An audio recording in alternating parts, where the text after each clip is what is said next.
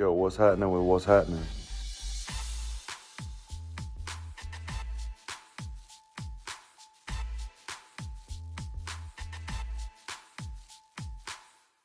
Welcome to What's Happening. I'm Brad. I'm Fred. It's a show we talk about what's happening. What's happening with you, bro? Man, bro, I just got my ass handed to me in this middle school girls basketball game. Not too happy about it, but you know, that's just what it is. And where I'm at, most of our girls don't get to touch a ball till they come see us in middle school. So we always behind, when the season starts. These girls, some of these teams, boy, they pass that thing like this is some 70s ball. I'm talking about they don't touch the ground. They could move the whole court. I just be like, damn. Man, you sound like Doc Rivers with all them excuses right now. Nah, ain't no excuses, bro. Listen, if you watched enough, you know what I'm saying. Middle school, high school girls basketball, I'm pretty sure it's across the nation though, because it doesn't, you know how it goes. It don't get the same eye that the boys do, so it's not as much there for them. Like even here, with my daughter, when she was younger, we didn't even have a girls league. Like it was co-ed, you know what I mean, with a rec league. And then when they went to school ball in elementary, the boys had basketball, but they didn't have a girls side. And then when the girls wanted to play, they had to join the boys, you know what I'm saying? So yeah. Nah, man, I'm giving you a hard time. I know. Listen, first off, I remember being in middle school myself, and the girls, they were always the ones that were winning. The boys team wasn't doing much. And then that's round your way. But what I'm just saying is, in general, people don't give, the women a chance. And, like... No, I don't get it twisted, because our girls, they won, too. You know what I mean? They wasn't, like, state or nothing like that, but they, you know what I'm saying, they still... But these girls be out here balling. That's what I'm saying. I know these girls be out here balling. Back in our day, more than now. I say back in our day, because pickup games was so heavy, like, girls ball harder and better back in our day than nowadays, I think. But I think they have more skill nowadays. So I absolutely agree with you on the more skill. I've been saying this for years. I don't know if I've said this to you before or not, but if you like basketball in its purest form, girls ball, a WNBA game is more likely to be a better game in its purest form than an NBA game. Now, you don't get the dunks and you don't get the, you know what I'm saying? The highlight reel ain't there, but if you want the fundamentals, for the most part, yeah. Yeah, man. Now I will say you will see more turnovers though in a woman's game than in a man's game from just a standard pass perspective. So yeah, I think it just depends. But man, we got what's up with you though, bro? Oh man, yeah. What is happening with me, man? I'm in the middle of a stretch right now. So today was work day number 5 out of 9 consecutive. So I'm working all these days straight so I can take the weekend off. Why? Because I didn't go out of town in August like I planned on it, and my boss allows me to get a weekend off every month. So this is going to be my weekend that I take off. But I'm planning it smart because, see, I'm working these 9 days straight. I'm taking the weekend off. Then next week I'm going to work 5 days straight, and then I'll take my September weekend off. Why would you take 2 weekends off in a row, Bradley? Because I'm going to get Labor Day off because it's Labor Day. So, and then Labor Day, our work week starts on Monday. You always scheming. Always scheming. Keenan and Kale ass. Always scheming, right? So after I work these 9, I'm going to take my weekend off. I'm going to work 5. And then I'm going to get 5 days off. You always got a plan. I already knew. But hey, enjoy your time. What you doing for? You going anywhere, or you just gonna be with the fam? No, I'm gonna be with the fam, chilling, man, taking care of stuff. The kids start school right after Labor Day, so we'll be working on that. And no, I'm not going anywhere anytime soon. I'm going to go down south sometime in September, I don't know when that happens. So for our live listeners or for our live viewers on Facebook, YouTube, and Twitter, first off, thank you and welcome to What's Happening. Second off, if you regularly watch us at sometime in September, we ain't gonna have no videos because we already did a bunch of extras. If you're a podcast listener, that means absolutely nothing to you. We will hit your podcast feed every Wednesday at 6 a.m. It's guaranteed, even if it's just me saying what's happening. So stay tuned with that. But man, we got a big docket for today, and I don't know that we will touch everything. Man, Rich gonna say some WNBA is born. Rich, you tripping? Bruh, look, I ain't say nothing. I don't have the disclaimer that Bradley usually have, but pretty much Rich's views is not the views of what's happening. Rich is in the comments today, so we ain't got to give him no disclaimer today. Go ahead and be yourself, Rich. All right, but man, we got a big docket. So first off, this happened about a week and a half ago. Man, comedian Teddy Ray died on Friday the 12th. Yeah, Friday, August 12th. Teddy Ray died. I don't know if you watch Teddy Ray or if you know who he is. I really don't, but it might be one of those things where if I seen him, I would probably know him. But let me help you. Let me help you out because I know you know this skit. You've seen the skit where you've seen the guy going, "What you doing with all that ass? Double cheeked up on a Thursday afternoon." I know you've seen that skit. Probably not, but his face looked familiar. I just looked what? him up. Man, you know I don't be into, bruh. You know, man. He said, bruh, you know, if it ain't one of the, you know what I'm saying, one of the greats or something that, you know, everybody know, I probably don't. I'm not big into names and people, but, you know what I'm saying? I mean, rest in peace to him. Did he die in the, you know what I'm saying, act, or was it just like natural causes? I mean, so his official cause of death has yet to be determined. Not me, Rich. But he was found in a pool. I don't know what you're saying to Rich. But he was found in a pool. So right now they're saying it's an apparent drowning. But, you know, the official cause of death hasn't been confirmed yet. So it might just be a drowning. They said there's no apparent signs of foul play. But you know we've been waiting on another update for about a week or so. So man, hopefully we'll see that. But man, he was young. He was 32. Man, I'm telling you, like, dude was hilarious, bro. He has this. So I found him watching All Def Digital. I used to watch a whole lot of All Def Digital on YouTube, years ago. And he would just be in so many different scenes. They would do like their Roast Me show. That was hilarious. They did this one show that I liked a lot. They didn't keep going. It was called Bad News. It's something me and you would do. Just be hilarious. They'd be in front of each other, but they pretend to be calling each other with bad news.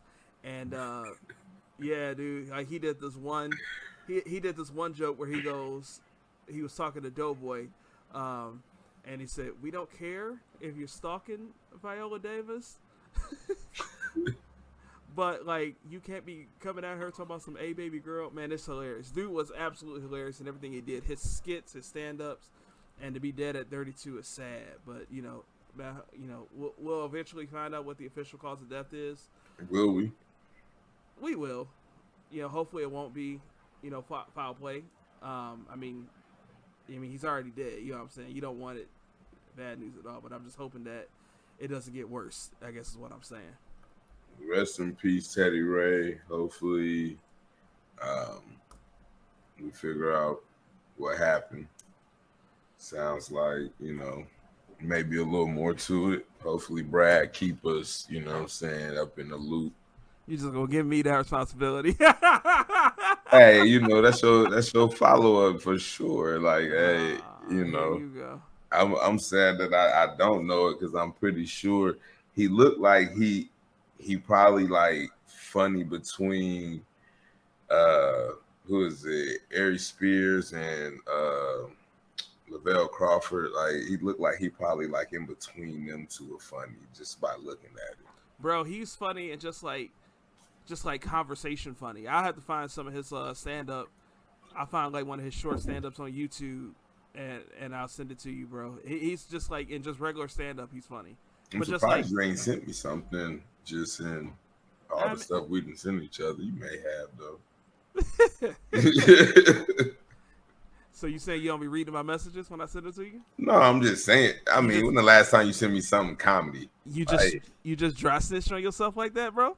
nah, I'm saying you may have, but this shit may have been 100 years ago too. Shit. I mean, you got to think our messages go back from like 2012.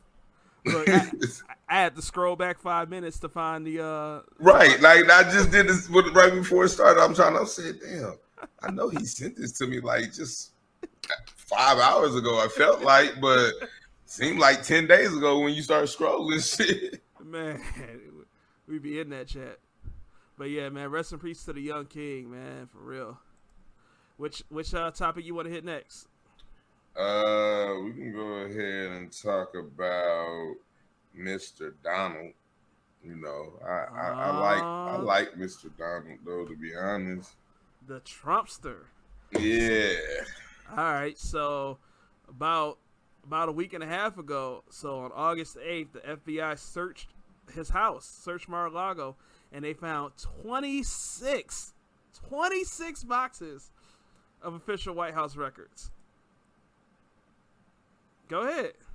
Hey, I mean, I'm pretty sure if they search a lot of government, ex-government, you know what I'm saying, official houses, they probably find more than 26 boxes of official government records there too. You know what I'm saying? He just wait, what did you just say? I said I'm pretty sure if they look into any other official that is, you know what I'm saying, have been in the White House, they probably find 26 boxes of government information. They all crooked. You know what I'm saying? Like it is kind of strange that he just, you know, didn't know that it was there. You know what I mean? Like, but my question is, did they have a right to search his house? You know what I'm saying? In all honesty. Yes. They had a warrant. A federally signed warrant. Right, but I mean, just because you have a federally signed warrant, like you what always warrant come the up rights? Like because like to me, like real talk, like why this man? Like why is they trying to even keep this man from running? Like why do they care? Like if they feel like he gonna lose, you know what I'm saying? Let the man lose. You know what's crazy about stuff like that? So back in my cell phone days, I used to have this manager that he just couldn't do stuff the right way, and he would always say like, "Man, I just feel like you're just picking on me. You always tell me about this. You always tell me about that," and I would always say to him, even if that was true, why are you still doing the wrong thing? If you got reason to believe. And you're wrong, but even if you have reason to believe that I'm trying to set you up, why would you help me with that? If you know that I'm coming into your store to inspect your results on the things that I've asked you to do, and I say, I'm coming to your store on Friday at 1 o'clock, I put it on the calendar. I put it on your calendar so you know for days up to a week in advance that I'm coming to your store on Friday at 1 o'clock to check you out. Why are you still doing the wrong thing? So like you could say that they want to set him up, so to speak, which ain't true. But even if it is, why are you stealing documents? I mean, he can't win an election off of social media. So but I mean, here's the crazy part. Is he really? Well, did he have those documents when he was in office, or did he just acquire those documents? That's the question. Because how did he get the documents? He took them when he left. When he left in January 2021, he took them with him. And here's the crazy part. I mean, he had the right to have them at the time that he had them. Wait. Because here's the craziest part. Here's the craziest part about it. He signed a law to make protecting federal documents even tougher. I'm forgetting the specific nature of it, but the whole like lock her up from the emails thing to Hillary Clinton in response to that in 2018, he made the law tougher on himself. He did this to himself. So smarty dumb. Hey, Crystal said, "Are they copies or originals?" Though I'm with Crystal. You know what I mean? Like, let's figure out. I You would know what love I'm saying? I would love for you to try to defend why making a copy of an official document would be safe. Well, why wouldn't it be safe? It's a copy. It could, one could say that it has been refabricated from the original. One could say It's a copy. You One know could what I mean? say- So who says it's actually the actual real document? So therefore, it may not have all the sensitive information on it. so. Then why would the judge approve a warrant?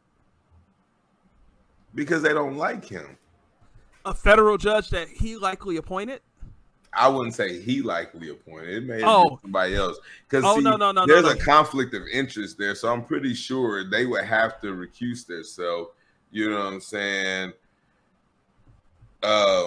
from being able to make that judgment, because of the fact that if they did make it in the opposite direction, they're automatically going to be ridiculed. And there's going to be this mistrial or presumption that there wasn't fair. So then somebody else will come back and set the warrant anyway. Like, well, they didn't have the right to really speak. You know what? Let me make your argument for you. Because you're doing terrible right now, bro. I love you, but you're doing terrible right now. How am I doing terrible? I mean, I'm just saying, like. Let me make your argument for you. Let me make your argument for you. DOJ, what's the guy's name? I'm blanking on it. Merrick Garland. He gets up. He makes the press conference to say, I approve this search warrant to be taken to I approve, issuing the search warrant or getting this or going after the search warrant, whatever. And then he said, hey, we need to release this information. So that people can know why we wanted to go after a former president, right? And then said the ball's in your court. Essentially, he said, "Hey, if you object to it, we'll give you some time to object to us, putting this out there." And then Trump didn't object to it. He did the warrant. He didn't object to having the warrant unsealed for the public. But then, after Trump did not object to having the warrant unsealed, Merrick Garland came back and said, wait. Maybe we shouldn't do this because we don't want our witnesses. Because, he's not as dumb as what we play him for, because he knows that there's something in there that, okay, let's show it to the public. This is the argument that you needed to be trying to make, not trying to say, well, is it really?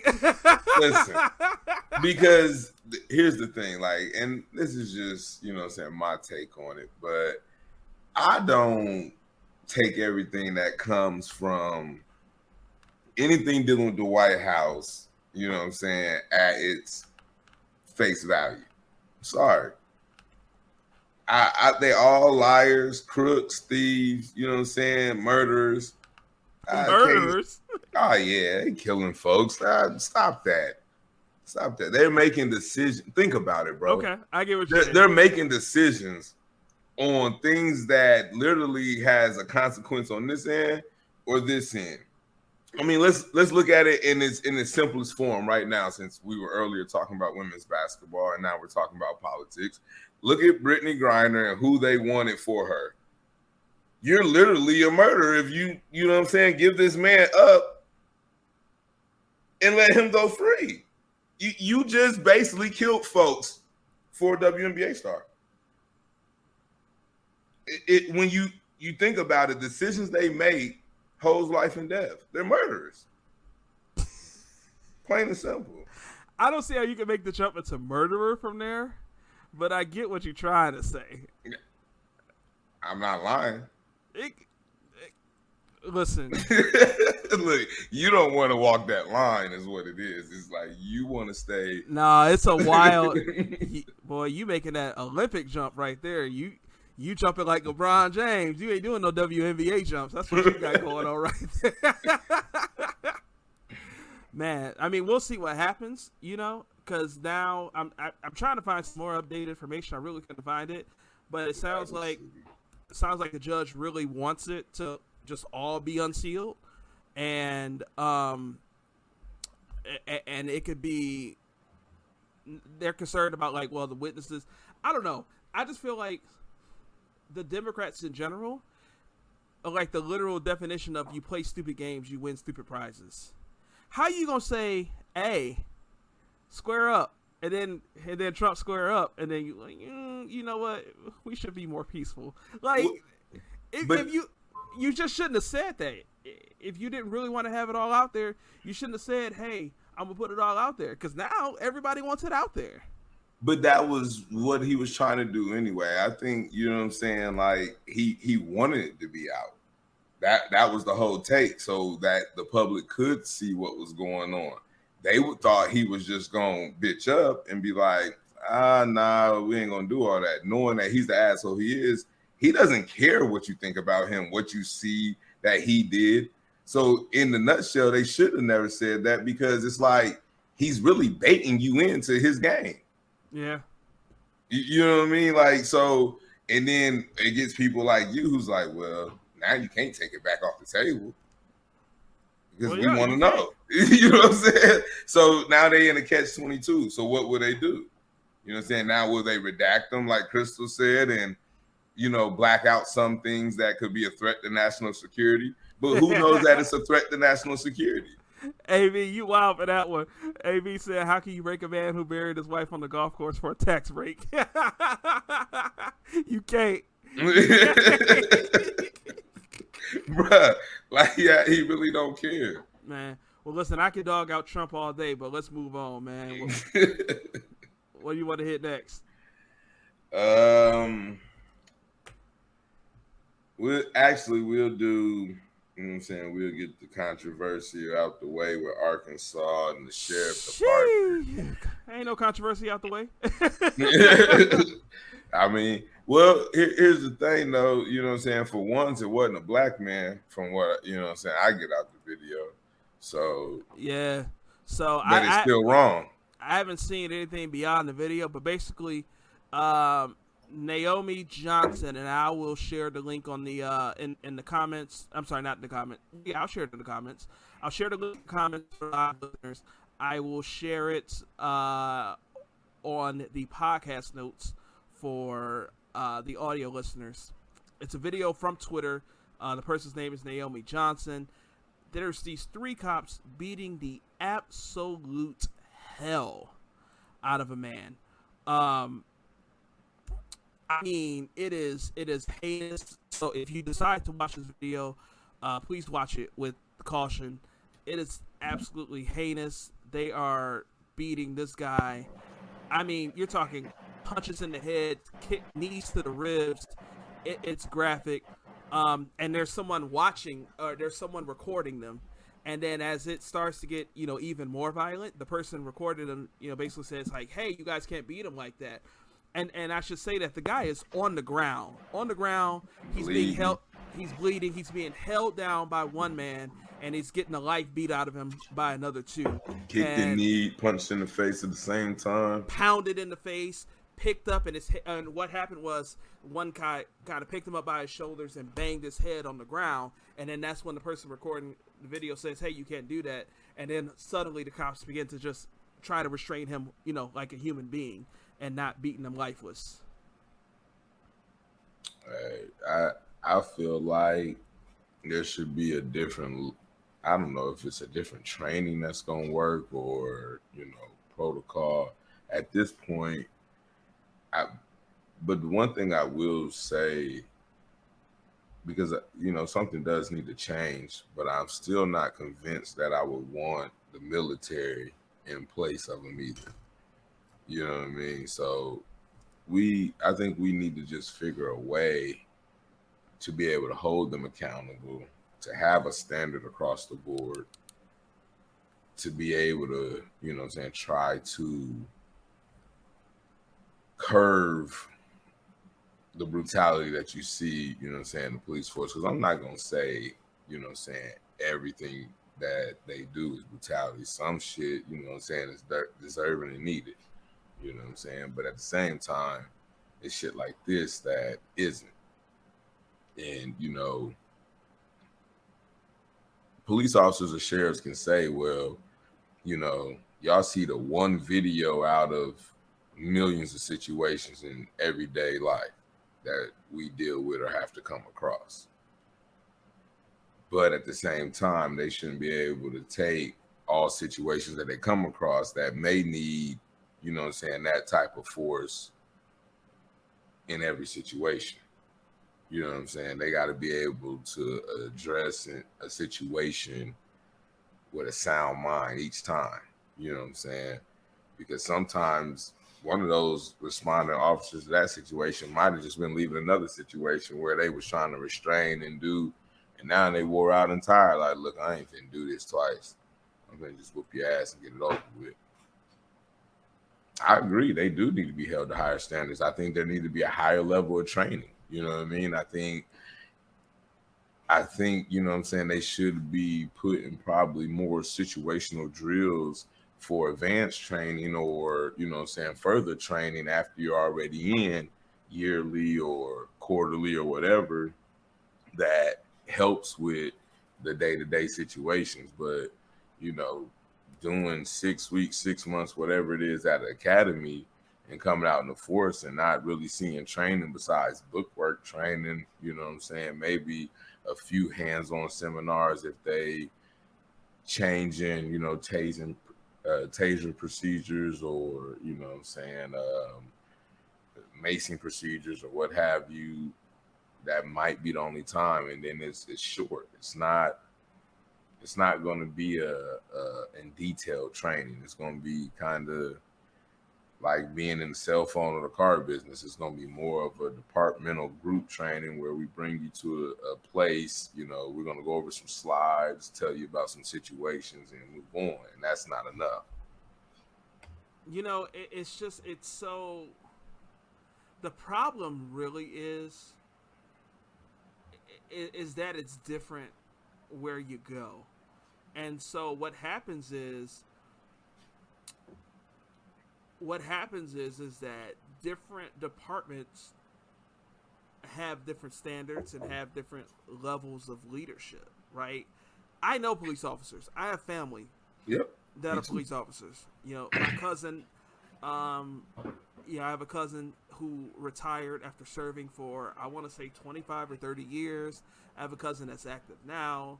You know, I have never, I don't want to say never, but, you know, growing up, you know, in Detroit, I never had bad interactions with police officers. The couple times I've been pulled over, I've been fortunate to where I've never had a bad interaction with an officer in those settings. Real quick. Go ahead. Not to interrupt you. I was gonna get to that. I wanted to ask you. Okay. Because you're in a more urbanized area, so did you see more black officers in Detroit than you do white officers? When I lived in Detroit as a child, I can only primarily remember seeing black officers, and part of the reason behind that is when I was in high school, we had police officers that would hang out at the school in the morning as we came in, and you know, at the end of the day as we you know, got out of school. I mean, nothing ever happened. I think they were just more so there. Just their presence was to be peaceful. And they were black. And then I used to hang out at the community center, and the community center was a mini police station, so to speak. There was one police officer that would be there, typically out of uniform. It was just kind of there, and really just kind of had an office job at that point. So yeah, I mean, mostly black in my area, you know, growing up in the city of Detroit. And to your point, the one, you know, bad interaction that I had with a police officer was an off-duty police officer who was white. Well, and I was just, you know what I'm saying, I wasn't really making a point, but I was just trying to see the difference in the areas, you know, just because I was curious if the, you know, different experience you had with them was because maybe they were black versus being white, you know what I mean? Yeah. And I've been pulled over 3 times. 2, I was speeding. 4 times. 5 times. I'm sorry. Sound like you trying to remember the amount of people you slept with. Shit. Hey, we ain't gonna talk about what's happening. No. Oh shit. The first time I got a ticket, I was speeding. The guy was probably biracial. I was speeding. He gave me a ticket. That was the end of the day. Second time I got a ticket, I was speeding. It's a spot in Taylor, Michigan, where it's a Gardner White. You go up under the bridge. The guy's waiting on you at the top of the bridge, just pulling you over. He got me that one time. Never got me again. I actually have had another bad interaction with a police officer that was on duty. It was semi-bad. He pulled me over. It was stupid. I'll tell the story. This is back in my cell phone days. I was driving. I was taking inventory from one store to another. I was leaving Taylor, Michigan, going to Southgate, Michigan, and at the border, there's a Burger King. I could see the police officer hanging out in the Burger King. Now I'm moving westbound, and on the eastern side of the street is the police officer in the Burger King. And I see him pull somebody else over. I'm like, okay, they own it today. All right, so I know to make sure that I'm driving the right way and doing everything the right way when I come back, because I got to go back to my store in Taylor. So I'm at the light. I'm crossing over into Taylor from Southgate. Sure enough as hell, I see him in the Burger King parking lot. I get across the street, pulls me over. I know I got my hands on 10 and 2. I ain't did nothing wrong, right? Probably looked so square, he had to check you out still. Bruh, check this out. Check this out. This is when I had my old cell phone job. I'm driving a Prius. I already know what you. They thought you stealing phones. Listen. So anyway, what happens is, he pulls me over and says, "You ran a red light." No, I didn't. Yeah, you ran a red light. I just saw you. No, I didn't. He goes, well, you ran a red light. Let me get your license and registration. So I give him my license, and I give him my company car's registration. Goes to the car, obviously runs the plate, comes back and says, hey, check this out. He says to me, well, so what happened was when you were in Southgate, you did not run a red light. But by the time you crossed over to Taylor, the light was red, and therefore you ran a red light, and that's why I pulled you over. Yeah, that's what he said. He said, but I'll just let you off with a warning. That'll be enough. That'll be, but that's, yeah. It's practical. I mean, I've been pulled over a lot of times for a lot of different reasons, and I, for the most part. Well, they looked at you. Was like, yeah, he got it. No, I was playing.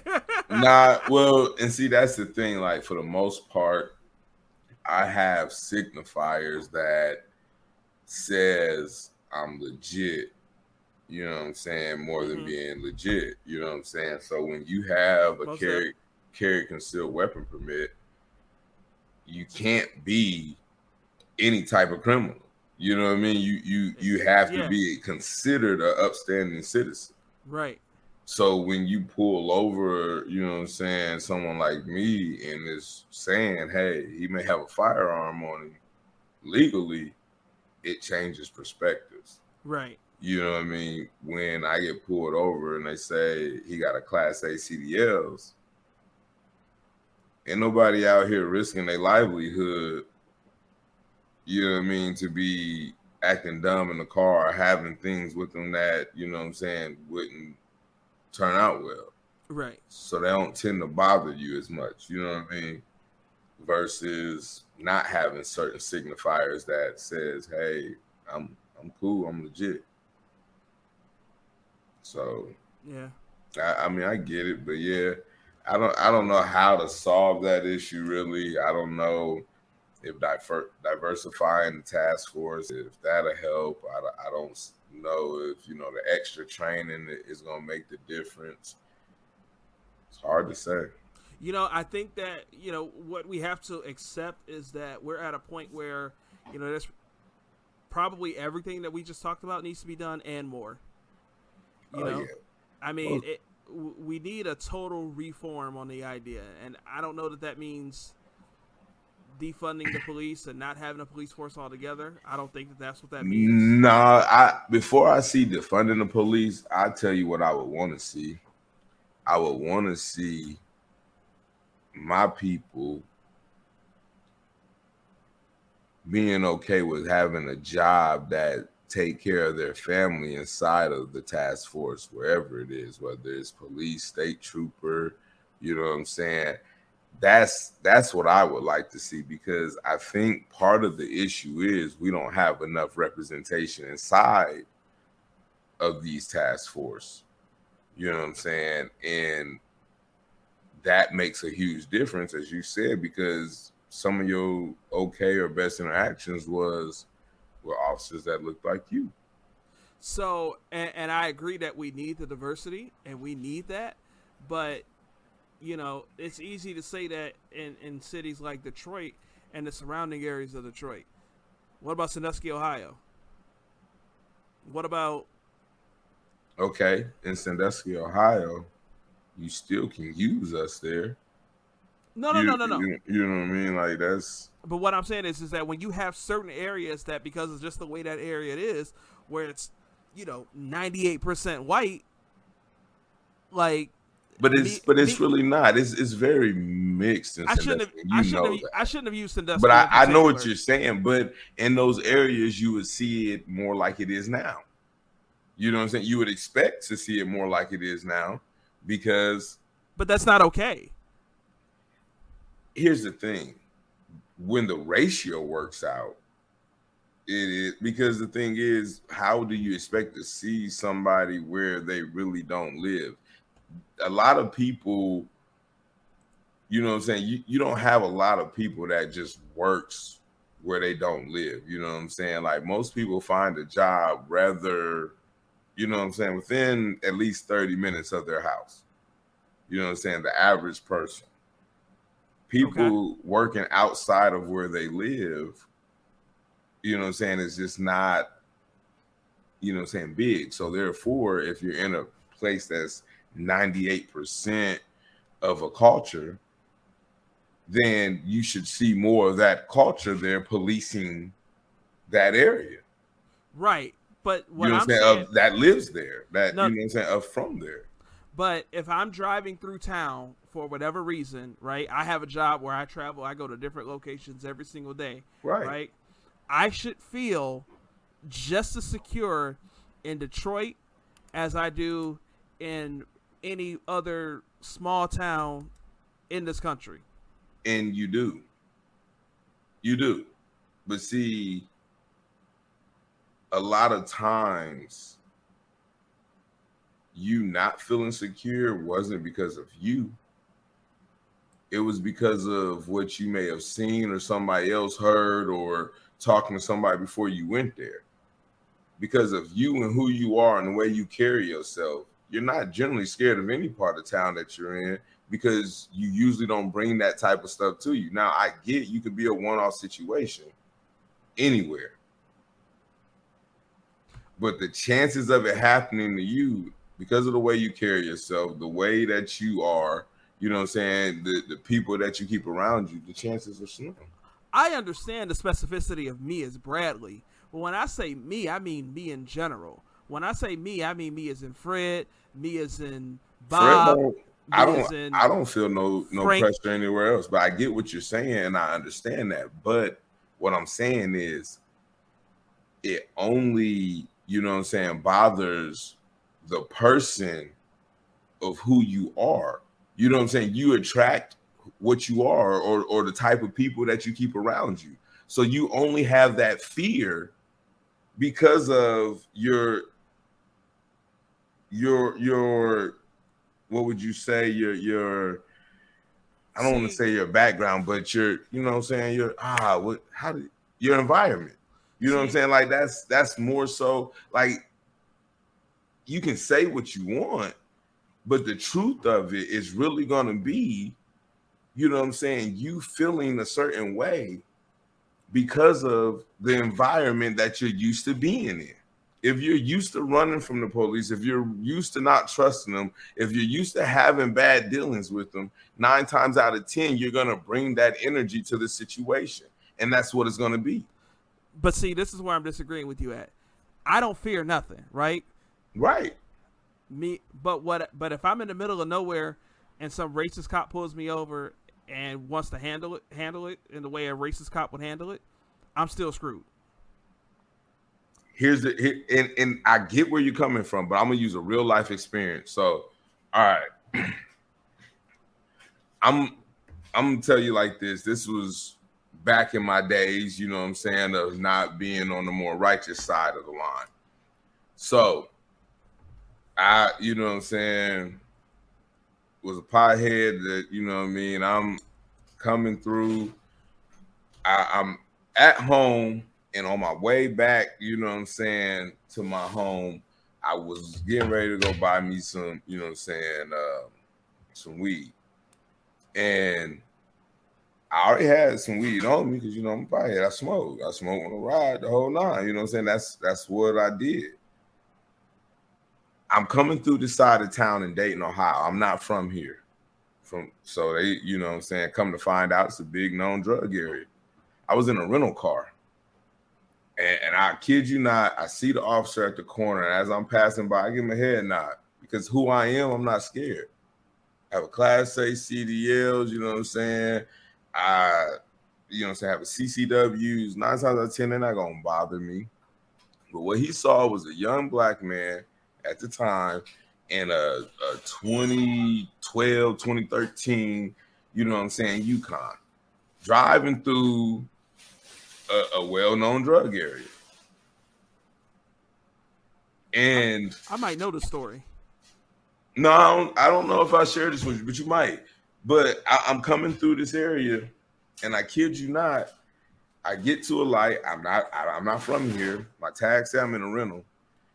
This road, it basically connects to another road that goes straight. So the light was, of course, turning red, and I just kind of took the bend and turned. I didn't signal. So he whoops me, you know what I'm saying? He said, hey, you didn't signal. I said, well, hey, I didn't see a need because I took a bend instead of a turn. You know what I'm saying? He said, you know what? I can see how you know what I'm saying, you can see that. And I was like, you know, he was like, but, you know, let me get your license and registration. I give it to him. So once I give it to him, he's like, what are you doing over here? Man, I ain't gonna lie to you, I lied. I seen a barbecue joint, you know what I'm saying, up right diagonal from me. I said, I was just coming off the highway. I was looking for something to eat, looking for some barbecue, and GPS was bringing me over here to this barbecue. He said, well, it's closed today. I said, well, I didn't know that, sir. As you can see, I'm not from here. I was just trying to get some barbecue for lunchtime. I just got done, you know what I'm saying, doing some construction work. You can see all my tools and my pecs and plumbing and all that in the back of the, you know what I'm saying, truck. And he was like, I see the tools and stuff. He said, but yeah, they closed. He said, but yeah, they probably some of the best barbecue in town, to be honest with you. I was like, well, I was trying to get some. He said, well, you mind stepping out the car? Excuse me? Stepping out the car. He said, yeah, can you step out the car? So I stepped out. I get out, I get to the back. He said, so, you know, we've been talking and whatnot, and I just don't know why you're here. It's a big drug area. I said, well, I gave you everything while I was here. I was doing construction work. You know what I'm saying? I came off the side of the highway on my way back home to get some barbecue. You saying they closed, something I didn't know. Now you tell me I'm in a known drug area. He's like, yeah. He's like, well, do you mind if I search the car? I said, listen. I said, at this point now, you're starting to make me nervous. I said, I've did more than cooperated. You've ran my name and my license. I've came back clear. I know this. I have a Class A CDLs. I don't get in trouble or do no wrong. I said, I've been more than cooperative. And I said, the reason I'm nervous is because now I'm outside of my truck for an improper use of a turn signal. That is a ticket at its best. And now you're talking about searching my vehicle? All because I'm in the wrong neighborhood. I said, nah. I said, I cooperated already enough. I'm not cooperating no more. Before I know it, he cancels his dogs that he called because he getting ready to try to go through the vehicle. Yeah, he would have got something, but personally, you know what I'm saying? I didn't feel in no type of threat until I was out of my car. But that's a one-off situation. That's not usually my situation with the cops. All because I was in the wrong area at the wrong time. I didn't have to bring that energy upon myself. I didn't have to feel like I was going to be in a situation. 9 times out of 10, when that happens, it's because of who you are. And even if you do wound up in that situation, generally, you're going to talk or walk yourself back out the situation because of who you are. Because the average person who gets in a situation where that situation turns different from that I just explained, it's talking about, oh, why the fuck you got me outside my car? Oh, why the fuck you checking my shit? Nah, motherfucker, you ain't checking my shit. Well, now you got an issue. And I'm not even saying as a culture person, I've seen every color and race do this same thing I'm talking about. And end up being in a situation where they getting beat up on the side of the road by an officer because of what they brought to themselves because of their environment. I'm not saying you wrong on saying that you shouldn't feel safe, but I feel safe everywhere I go, anywhere in America. I mean, I hear you, bro, but you literally just told me that you got harassed for no reason. I mean, I got harassed, but what I'm saying was I wasn't nervous or feeling like I should be getting harassed. Bro, I see fiends and, you know what I'm saying, folks that look like me all up and down the street. You know what I'm saying? This is a normal neighborhood that I've been comfortable visiting types in different cities all my life. Well, I guess what I'm saying is, and we got to move on, but what I'm saying is that because of stories like yours, people do need to be concerned when they go into certain areas.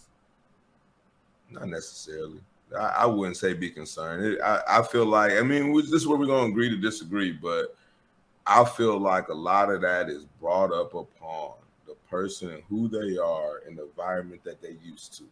You know what I'm saying? Like, for instance, this last point I'm going to make, but at the same time, right now I work for U-Haul. I work out in Kentucky. There's some sticks out here that, you know what I'm saying, white folks, black folks, I don't care who gonna tell you, I wouldn't go around them parts. You know what I'm saying? Like, just straight up. And I'm talking, I'm pulling in town and boy, I'm getting a look through the vehicle. Who in that? Ain't let a nigga ride up in here in one of these. Like, straight up. My dad called me before I leave. Hey, you got your thumper with you? You know, stick, boy. I done been all through this state. You know what I'm saying? You don't go without your friend. And I generally wouldn't take it. I've been to these cities and stuff plenty of times before and never brought it. But I talked to my dad before I leave, and he like, you know, just be safe. Oh, let me go ahead and grab it. I'm bringing that energy upon myself. I wasn't worried before I was getting ready to go to that same exact area until I got that phone call from my environment that said, hey, you know what I'm saying, watch your six, be careful. You know what I'm saying, don't trust them. But these same folks ain't did me no wrong or gave me no reason not to. I feel it, bro. I hear you. We gonna move on. We're gonna disagree. Agree to disagree on one. You know what I mean? So this one, and we're getting right about an hour, so we'll probably tap out after this one. But we got a black couple suing after the home evaluation rises nearly $300,000 when they had the white homie show it. Did you get to see the story? You didn't send me a link to the actual story, but I've actually seen that. And I think it's happened in a few different scenarios. It's becoming a more common thing that people are figuring out. Yeah, man. So, you know, I don't think the story is going to make much of a difference who it is. But it sounded like there was a black couple that had their house appraised. They're appraised for like $350,000, almost $400,000. $470,000. And the bank would not finance them or refinance them. I can't remember the specifics, but basically the bank wouldn't give them any money on the house.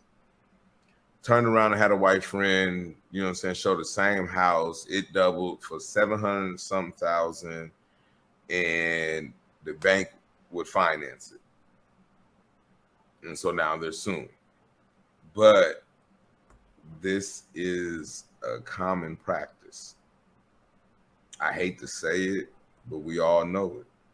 You know what I'm saying? It's on us to change the trajectory, you know what I'm saying, in that aspect, in that field, by putting ourselves or making ourselves more knowledgeable. Yeah, and part of showing the houses, you know what I'm saying, you can't control that, you know, somebody who the appraiser seeing you and said, oh, they're black. But if you know this is the situation, why keep, you know what I'm saying, putting yourself in that situation? Have somebody else show the house to the appraiser from the gate. No, you shouldn't have to, but we know what it is. But I mean, it sucks, bro. But what else? You shouldn't have to, but you do. It's reality. So what? I don't know if "so what" is the word. It's what you want to say.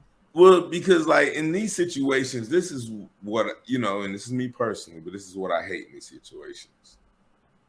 I feel like sometimes, you know what I'm saying, we take the quality aspect of it and, you know what I'm saying, we go too far. You know what I'm saying? Everything ain't gonna be even Steven. You know what I'm saying? What's good for you ain't gonna be good for the next. Everybody's not gonna get that same exact, you know what I mean? As long as it's in the ballpark, ain't much to complain about. You know what I'm saying? But sometimes we gotta change, you know what I'm saying, the way we do things, the way we approach things. You know what I'm saying? Well, now, no, I'm gonna disagree with you. Instead of just saying like, "Yeah, I just need to give me a white person on deck," I'm gonna disagree with you. We need situations like this to fully highlight the blatant racism and the blatant racist acts that are within our system, that we have laws that say no, all of us are allowed to have equal access to housing and all of that nature, right? So where you're saying like it just is what it is, we can't continue to live with that. It just is what it is. We have to go through this type of BS so that future generations can go through it less often. We needed people like Dr. King and Malcolm X to fight for civil rights, so that way you can comfortably walk up and down the street in Kentucky and not worry about, you know, being segregated and taking your kids to segregated schools and things of that nature. Listen, and I'm only saying this, you know what I'm saying, because I love you, bro. But what are you gonna do about it? The laws is there, so what? What you gonna do about it? Sue. That's what you do. And you're not gonna win. You may, one out of every 50, 100, 100,000 may win. What are you gonna do about it? What are we as people gonna do? That's the issue that I have, and that's why I say so what? Because we're not gonna do shit about it. The laws have been there. The situation has been there. It's been blatantly recognized, and we're not going to do shit about it. So we can talk all this, oh, we should have equal access. No, we should just change the trajectory by playing the game the way it goes, because we're not going to do a damn thing. We're going to talk shit all goddamn day. We're going to get on podcasts. We're going to do all of this here, and it's not going to change shit.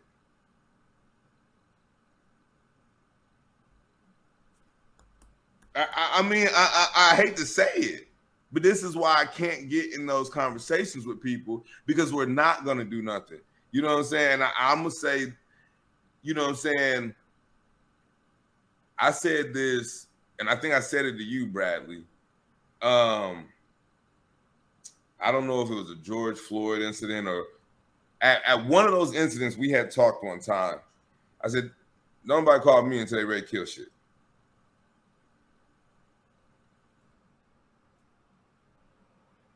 You know what I'm saying?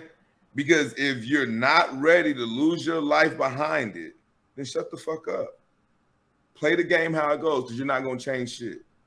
If you not willing to die behind what it is that you're willing to stand for, then there's no point in talking about it.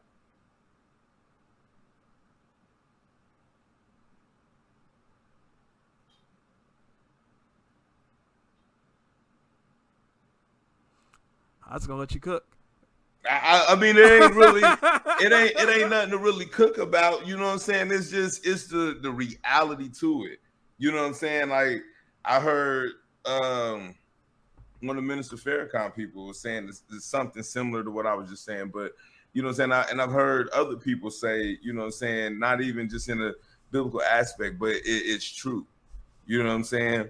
That if you take it back to, you know what I'm saying, anything that somebody fought for to change something, folks died behind it. And they was willing to change it. If you're not willing to, there's nothing to talk about.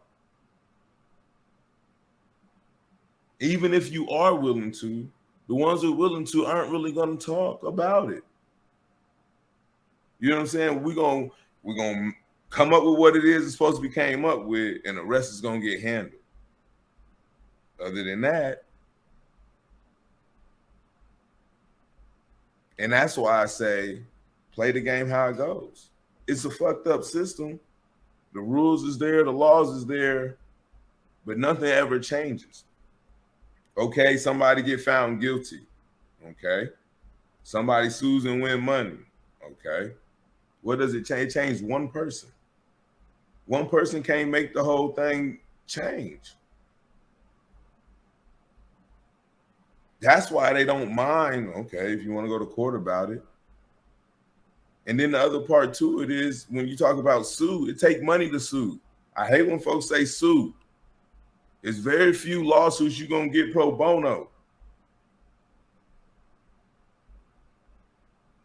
So do you got the money to prove a point? Because that's what it becomes then at that point.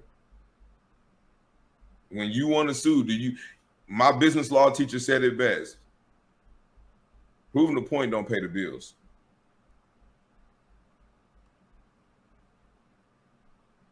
You're right. Yeah, you have a suit. Yeah, you can win. But is it going to pay the bills? I get where you're coming from. But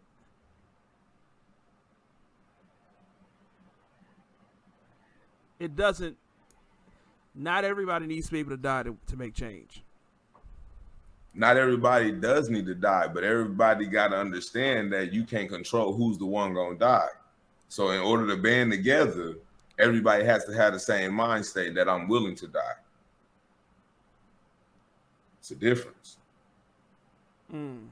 So when you say I'm willing to die, I It's guess it's the same thing. Okay, let's take it outside of the realm of this and just say, when you look at a business that you're trying to start up from the ground up because you're tired of working for your employer, are you willing to die behind what it takes to get there? Meaning, are you willing to work days and nights sleeplessly to get there? Are you willing to go broke to get there? Are you willing to, you know what I'm saying, cut out any social status or any extra activity? Are you willing to essentially die to get what it is that you want? That's the only way you're going to make those changes and those sacrifices. If you can change that mind thought.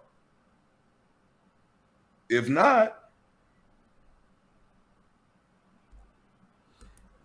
see, I agree that you need those that are militant.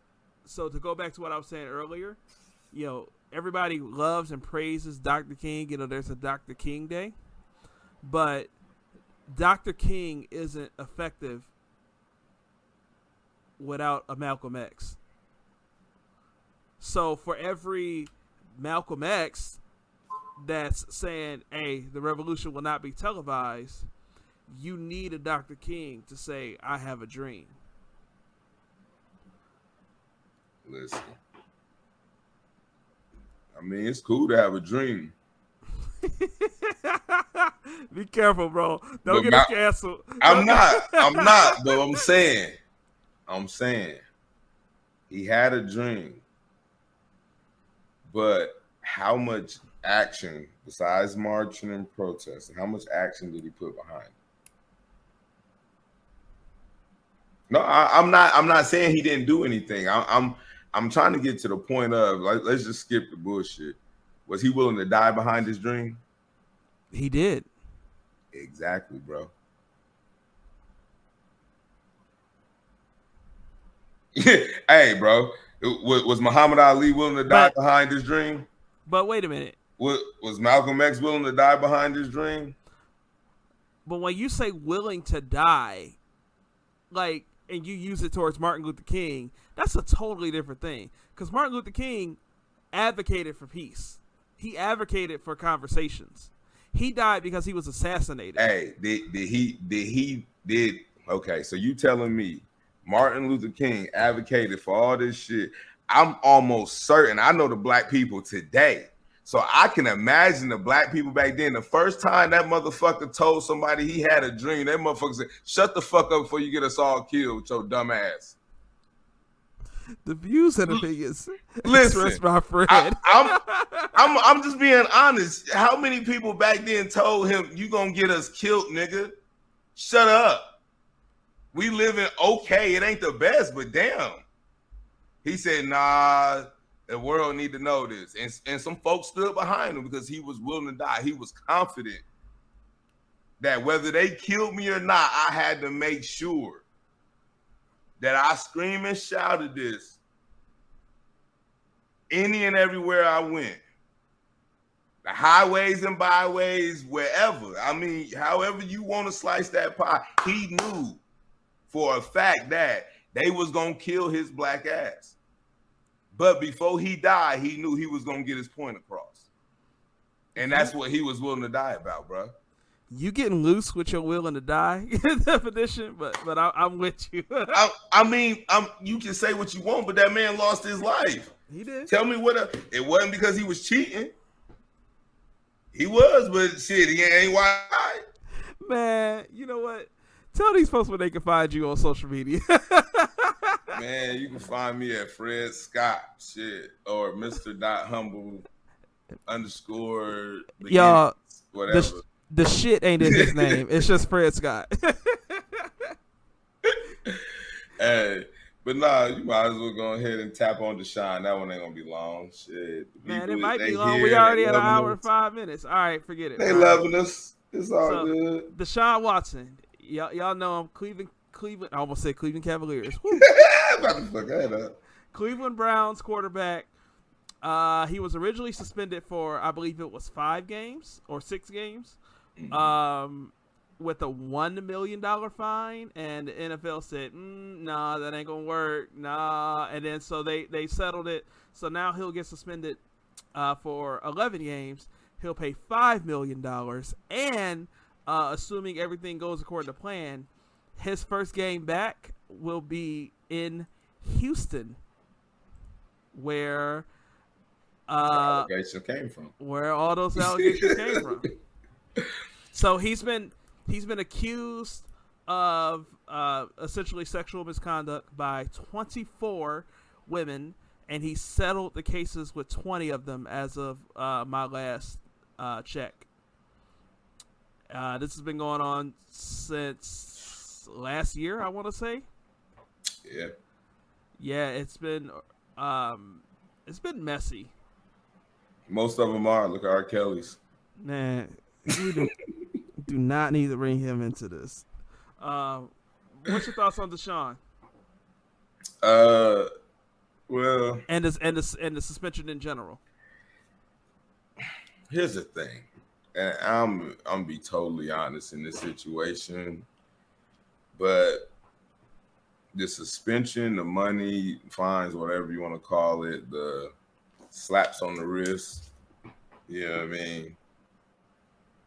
That's all for face value for people who's watching to be content to say, "Oh, you know, they care," or, you know, "they did something about it." You think them motherfuckers give a fuck? I mean, just being honest. You think them folks that had to make them decisions, if nobody said nothing about it, I'm sorry to the 24 ladies, but you know what I'm saying? All right, Crystal, appreciate you for tapping in with us. But you really think, bro, they don't care? I hate to say it that way, but them folks in them offices don't care. They preferred that nobody even cared or gave this story that much attention, so he could have got a 3-game suspension with probably $500,000 and be back on the field to make them some money. I'm a disagree with you a little bit. Just a wee bit. I'm sure that some of these billionaire owners don't care. I don't know that I can necessarily throw that blame on all of the owners. I don't think that we can throw that blame on many of the women that work throughout these organizations. I certainly don't think that we can throw that blame on the millions and millions of NFL fans. And I think that's your point, is that a lot of the fans probably care. And I think you're saying the owners in general don't. I'm going to tell you like this. If there was an owner that cared, it may be from Houston and, you know, Deshaun's new team, the Cleveland Browns. Hey, listen, they known to have some inmate type folks anyway. I'm just saying, you know what I mean? But you know what I mean? Like, just real talk, and that's only because of the bad publicity it brings the organizations. You know what I'm saying? That it says to the people that works within the organizations. But I'm almost willing to bet if anybody within the organization that's making $1 million or better, it ain't phasing their money. They not tripping. See, but that's the thing. It can phase their money though. Because, like I said, it's only because of the bad publicity that it could bring the face of the organization. We all know if the bad publicity comes to the organization lose money. The organization lose money, then, you know what I'm saying? I think that's true for a general business. The thing is that the NFL works on a collective bargaining agreement, so bad publicity hurts the entire league.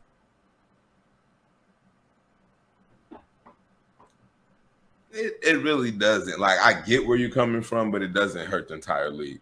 You know what I'm saying? We hold each team accountable, you know what I'm saying, to their own bullshit. Well, as fans, as people. Yes, the NFL, you know what I'm saying, is mentioned, but it's not hurting the overall brand of the NFL as much as it hurt the teams. Hold on. Wait a minute. Let me make this clear. When it comes to ticket sales, it hurts the team. When it comes to TV viewerships, it hurts the league and mostly the players from that perspective. Bro, they ain't losing that many views. And I'm only saying that because now you're probably right about that. They're not. So you can't even say like it's really hurting the viewership because the amount of views that they lose is minute to, you know what I'm saying, when you're talking the amount of money they're still bringing in from the views. Like, it's here's the craziest thing. When it comes to players like these and whatnot, and organizations like the NFL and, you know what I'm saying, NBA, they're not, you know what I'm saying, going to be crucified and held to the same as, you know what I'm saying, a more individual star.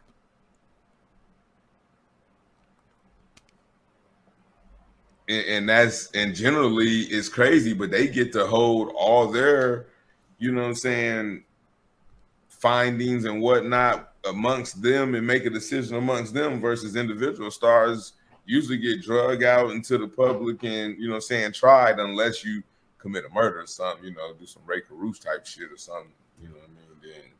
Well, to be more clear, when you have bad publicity, the people that hurts are not the stars that we know. It's not going to really hurt Tom Brady. It's not going to hurt LeBron James. It's the guys that are at the end of the bench. Those are the guys that get hurt financially from stuff like this. So I mean, man, it's an ugly situation. It is. I mean, to me, they should still, you know what I'm saying, be held accountable to some degree. You know what I mean? Because they are, you know, a celebrity. They are, you know what I'm saying, part of a different, I guess, group that, you know, should be held to a higher standard. And for them to be in these situations so many times is what is mind-boggling to me. You know what I mean? I guess you can't control a person, but Like to me, it's just, are you saying like the NFL in general? NFL, I mean, NBA, just like some of the stuff you see these players get into, to me, it's like, how is that happening so much? You know what I'm saying? Like, there's no accountability system. There's no brother system. Well, like, you see it more in the NFL than you do in the NBA. Yeah, most definitely. And granted, like the NFL does have, technically it has more teams. It's 32 versus 30. But there's more players on an NFL team. I think an active roster has, 53 guys? I think that's the number? 53 or 55, something like that. Versus an NBA team has, 15 guys, right? Yeah. So you have more bodies in there. You're more likely to run into different types of people doing different things, all that kind of stuff, blah, blah, blah, right? But also, there's a level of accountability, right? The NBA is, more socially conscious, so to speak, right? I mean, I'm just thinking about the 2020 bubble where they all had like different messages on the back of their jerseys. They made it to where the NBA arenas were used as like voting centers on election day in 2020, stuff like that. Like they made it like the NBA just does more socially conscious things than NFL does. NFL's like breast cancer awareness and that's about the extent of it. But I think it's also from the fans. I mean, basketball, and I feel like we've talked about this a little bit. I don't know if it made it on there. Basketball is essentially a sport that's basically dominated by black men. Football is, not really a stars league. It's more of a teams league, and the stars are quarterback, and star quarterbacks are typically white men. Yeah. And so because of that, this country being predominantly white and American football being an American-born sport, it's got the perfect recipe to breed popularity, so to speak. And I mean, it just, I just have to say it. White people don't be caring about social issues a lot of times. Not all the times, but a lot. Right, unless it affects them, they generally don't. You know what I mean? Man. Well, views and opinions expressed by Brad don't necessarily. Hey, listen. You can say that, but eventually they're gonna put two and two together. We is what's happening. So hey. Hey, but that's the good thing about having a podcast, to be able to express your views freely. And if people don't like it, it'll be okay. Tune into the next episode. So where can they find you at again without the shit part? I don't know. You gonna have to do it. You better than me. Is that what you say? I can tell you, Fred Scott, Facebook. That's it. Mr.humble_beginnings on Instagram. I'm Brad Robinson 86 on Twitter. I'm Brad Robinson 1986 on Instagram, TikTok, and what's the other one? Facebook. There we go. Follow the show at What's Hattnin on all socials. Give us a 5-star rating in your podcast app. Write a review. Share the show out. Tell friends about us and help us grow this. And we will see y'all next week. Appreciate you, Frank, for stopping by for the first time. Appreciate the comments. Yes, Appreciate sir. everybody rocking with us. Hey, whether you commented, just listen along. We definitely appreciate it. But we out. Peace.